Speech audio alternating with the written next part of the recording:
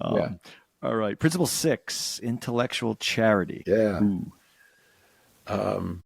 We have to accept the best version of another person's ideas, and instead of a caricature, we make a caricature. Right. When I hear Republicans talking about Democrats or Democrats talking about Republican ideas, they're not. They're discussing a version of the idea that just isn't true. Right. And of course, if you're saying something that's about the other person that's just not true, well, then you can't have any dialogue. Right.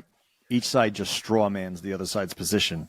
Right. And then okay, well, in both, I don't care what policy or the conversation you're having, there's always a strawman version of whatever you're defending. Right. And if the other person is going to, that's why I always look at these debates or these conversations, and there's so much data out there.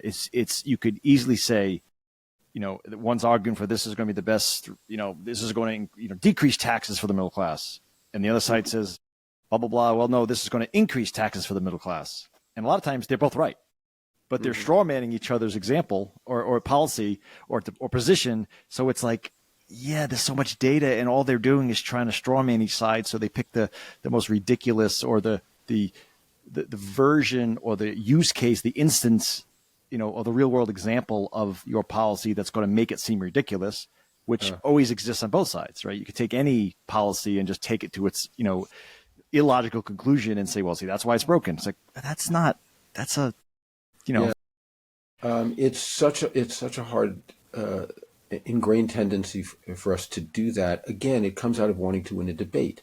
Yeah. Because if we want to win a debate and we make the other person's ideas seem ridiculous, then we're more likely to feel like we have won the debate. So it comes from that difference between dialogue and debate. If you want to win, then you make a caricature out of the other person's ideas and try and convince somebody that the caricature is true, when in fact it's not. And this happens all the time.